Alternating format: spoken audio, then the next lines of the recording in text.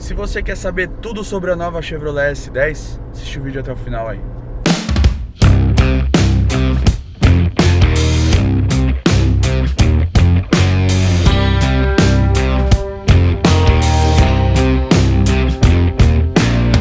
White snow, red sky, reach up so high, blue eyes, fake cry. E aí galera, o 150 está no ar, estamos hoje a bordo da nova Chevrolet S10.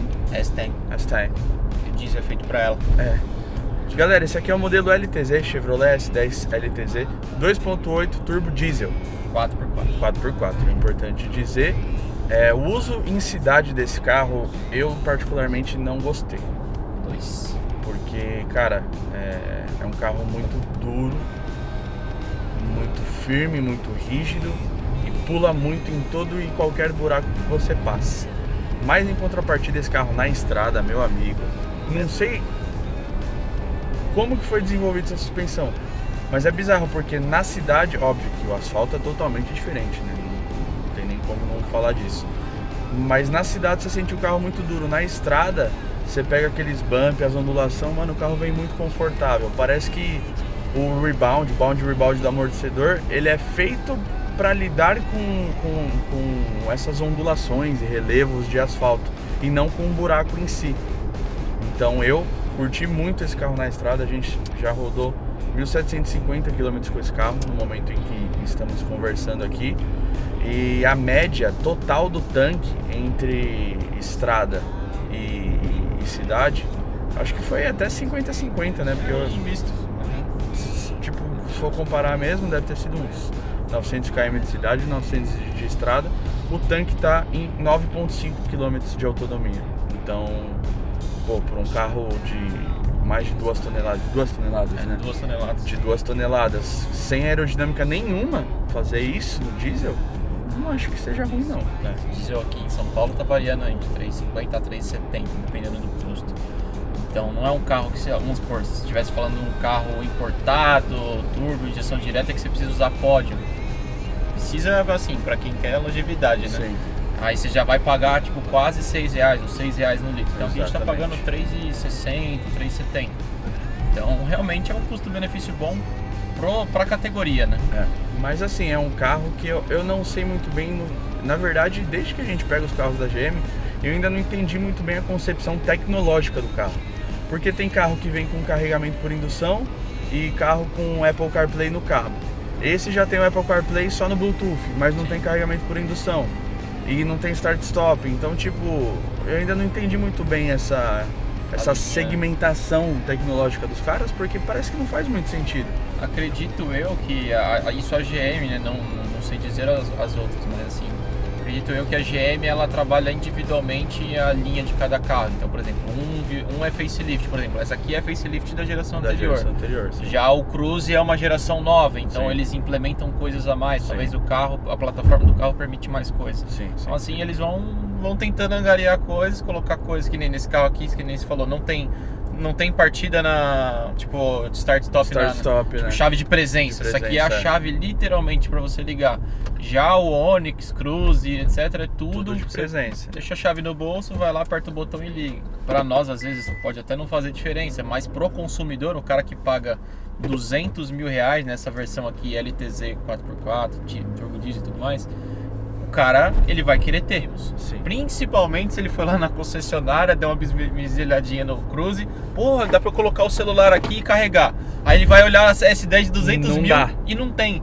Aí ele fala, mas estou pagando o dobro do preço e não tem? Não tem. Então, justamente por isso que eu questiono. Eu sei que, tipo, essa plataforma aqui é uma plataforma que já existia, né? Não é um modelo novo, tipo, não é a nova Chevrolet S10, é um facelift.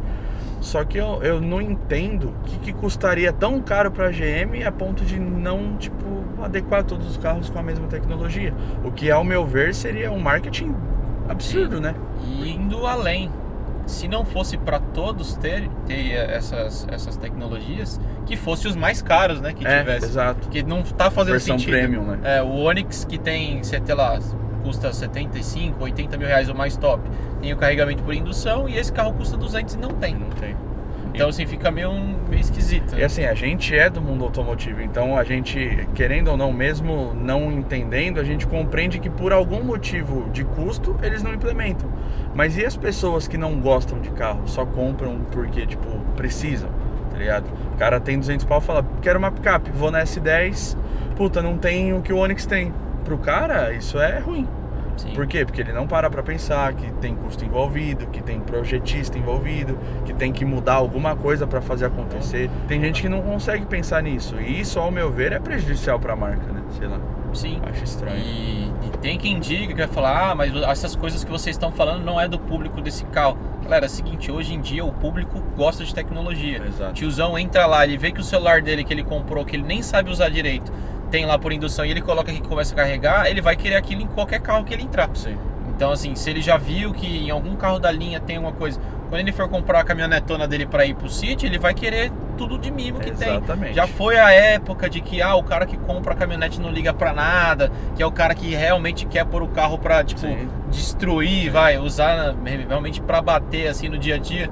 E não é, hoje em dia mudou muito o público. Esse Mudou. carro realmente tem bastante coisa legal, mas falta alguns detalhes que hoje em dia a mesma pessoa não ligando tanto pra isso, ela acha legal. Por exemplo, São importantes, né? às vezes o cara vai ter um carrinho dele do dia a dia que já tem a chave de presença, aí ele vai comprar um carro de 200 mil que tem que ligar, tipo, Na literalmente chave, né? na chave. E aqui, por não ter a chave de presença, você não consegue, tipo, travar e destravar a porta no botãozinho na maçaneta.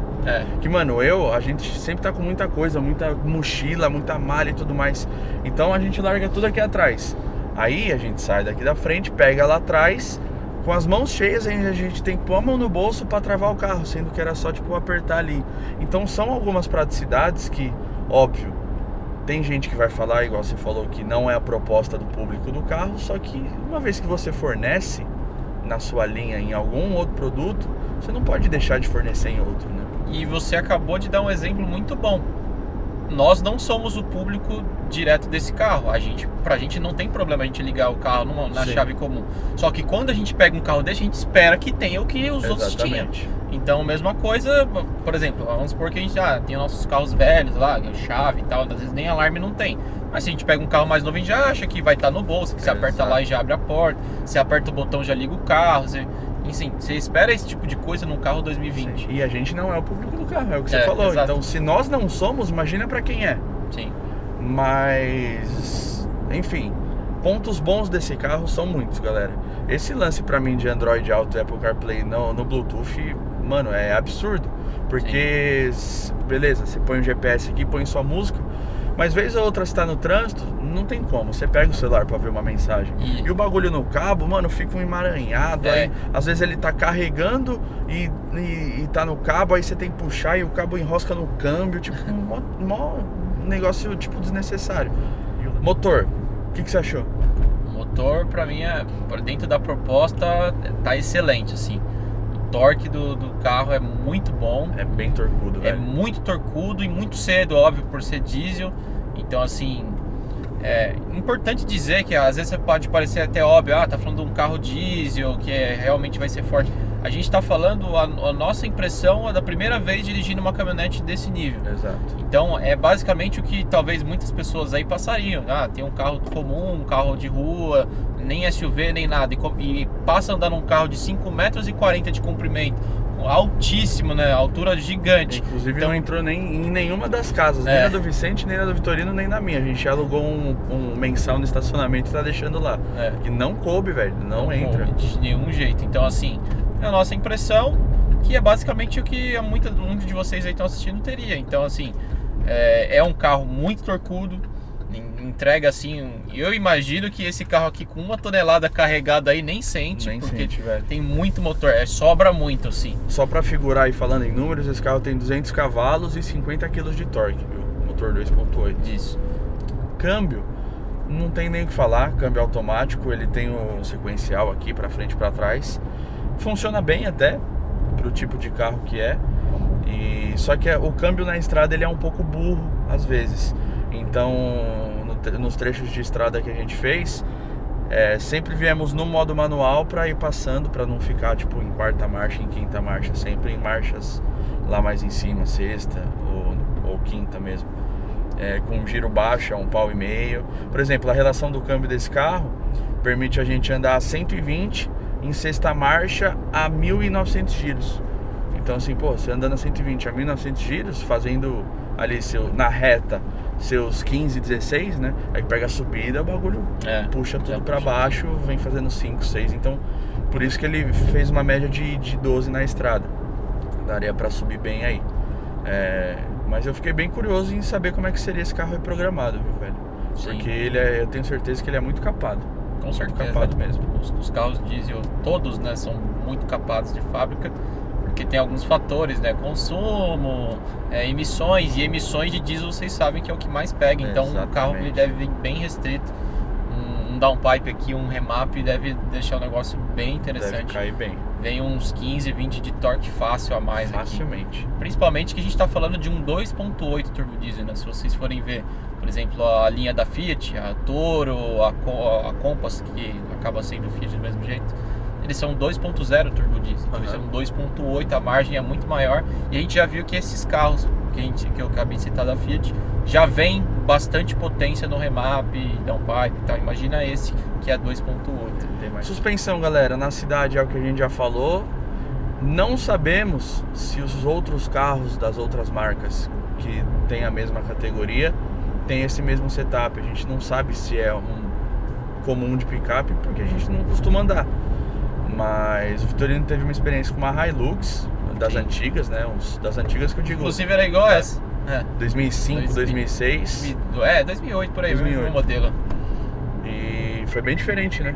Olha, pelo que eu me lembro da época, isso deve fazer uns 4 ou 5 anos. Na verdade eu não me lembro, né, de ter uma suspensão dura. Então, por exemplo, esse carro eu vou levar pro resto da vida. Falar, como é que foi essa 10 há 5 anos atrás? Falar, puta, velho, era um carro sensacional, mas a suspensão era meio dura, assim, pro dia a dia. E a Hilux, quando eu andei, eu viajei em uma, passei por bastante buraco e tal, e eu não me lembro de ser um carro duro, ser um negócio assim que chega até a incomodar às vezes, até para pessoas assim que não estão acostumadas. Assim, a gente é mais tolerante, a gente anda em um monte de carro diferente, carro duro e tal, então a gente acaba sendo um pouco mais tolerante. A namorada do Espina, por exemplo, já meio que passou mal, às vezes não achou, em certos momentos ela se sentiu meio mal andando nesse carro. Sim, deu uma enjoada. Então, assim, a Hilux eu não lembro disso. Então, o próprio Vicente, né, que tem as crises de labirintite lá dele, ele foi dirigindo o carro pro trabalho, ele falou, velho, o carro é animal, mas a suspensão pra mim não deu certo, eu fiquei enjoado de verdade. E no motorista eu não fico, mas no carona eu também fiquei um pouco... Sabe aquela sensação de você andar atrás no Uber olhando o celular? Sim. Quando você levanta o bagulho dá um reverse assim, pra mim foi a mesma coisa andar no carona. Mas no motorista assim incomoda, mas pra gente que tá acostumado com carro duro, barulhento e tudo mais, tipo, acabou sendo mais uma atribuição do carro que em 2 dias a gente já tava adaptado já. O que você acha o maior ponto forte desse carro? O maior ponto forte é o torque embaixo, velho. Só que eu não vou considerar isso como ponto forte, porque isso é um ponto forte do diesel de forma geral. Então acho que qualquer carro diesel eu ia dizer isso. Mas se for falar da S10 em si, mano, é uma coisa que eu sempre elogio todos os GMs, que é regulagem de posição de guiar. Todos os carros que a gente pega é absurdo. O banco sobe, o banco desce, vai pra frente, vai pra trás, a coluna vem, volta, desce, só faz tudo. Então, em todos os carros da GM, inclusive nesse, é impossível você encontrar uma posição desconfortável para dirigir grandes distâncias. Então, cara, assim, eu encontrei uma posição aqui, não tem memorizador de banco nem nada, mas eu encontrei uma posição que não dói a panturrilha e também não dói a canela, sabe? Sim. De errado. Então, assim, certinho aqui, o banco tá na altura que eu quero, apesar de ser um carro alto. Tá numa posição confortável e segura, porque quanto mais perto do chassi, mais seguro você se sente, né? Normal, isso, padrão. Então, posição de guiar é um dos principais pontos fortes desse carro pra mim. Gostei muito, muito, muito, muito mesmo. E o principal ponto fraco que você achou? A suspensão. Com certeza. Cara, sou da mesma tribo aí, né? A gente tá andando, a gente tá tendo basicamente as mesmas sensações, né? Experiências e opiniões. Outro ponto legal que eu achei também é que eu sempre soube algumas caminhonetes e tal, até uma própria que a gente viu recentemente, uma S10 mais antiga que eu acabei vendo, Todas as caminhonetes o pessoal reclama que o assoalho lá na parte de trás é muito alto. Uhum. Então assim, por mais que você sente numa posição confortável, as pernas ficam muito altas porque o assoalho literalmente é alto. E nesse carro não. Pelo fato de ela sim ser muito alta, ser muito comprida, então eles conseguiram gerar um espaço bacana atrás, semelhante a um sedã. Sim. Então não é aquela coisa que muitas das pessoas aí, se tiver caminhonete, sabe que a viagem atrás da caminhonete é meio desconfortável pelo fato das pernas ficar meio forçadas assim, sabe? Aqui dá pra ir de boa, né? Nesse caso ela é mais tranquila nesse sentido. Provavelmente todas as outras da nova geração, que são gigantes e tal, estão corrigindo isso, né? Estão sendo dessa forma. Então isso é muito legal. É a questão de plataforma e chassi mesmo. É muito louco isso. Mas é bizarro como a S10 do Caixa, por exemplo, que é uma S10 90 e nada lá, Deluxe e tal. Mesmo padrão, né, de comercialmente falando, seria a mesma geração, tipo a mesma hierarquia das S10 é a do Caixa. E cara, é totalmente diferente. O banco de tecido é aqueles bancos maciozão, né? Sim. Tipo, com muita espuma, Sim. muito confortável. Também é 4x4, o câmbio é um pouquinho melhor por ser manual. Não, ainda não, naquela época não tinha. Não tinha? Não. Tinha sim. Era traseira só. Não, tinha 4x4 na época. Em Ele- 98 lançou a S10 4x4. Ah, tá, porque ele disse que na geração da dele era só Que traseira. era turbo diesel 4x4. Aí tinha as gasolina traseira. Ah, Então sim. era o motor 2.0, uma coisa assim. Que a S10 foi lançada em 97, né? Foi a primeira picape assim, a picape que abriu o segmento tipo picape média. Foi a S10 que criou isso aí. Mas tinha assim, em 98, se não me engano, foi lançada a S10 4x4. Então, cara, mudava muito, assim, era totalmente diferente. Banco bem mais confortável, tipo, o painel era soft touch, hoje é plástico duro, né? E eu entrei na S10 dele e é impressionante a diferença de tamanho, velho. É muito menor, né? Nossa, é muito menor, parece um chaveiro perto dessa aqui.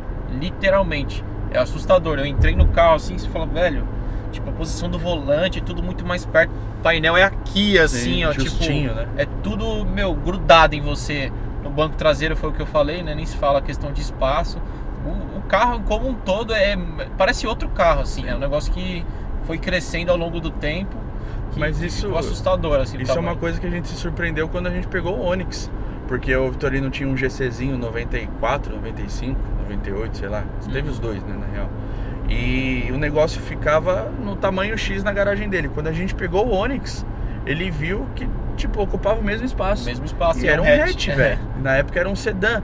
Então, assim, tudo tá crescendo, os carros estão crescendo. Hoje um Kwid deve ser do tamanho de um Celta da época e a gente acha que é pequeno, tá ligado?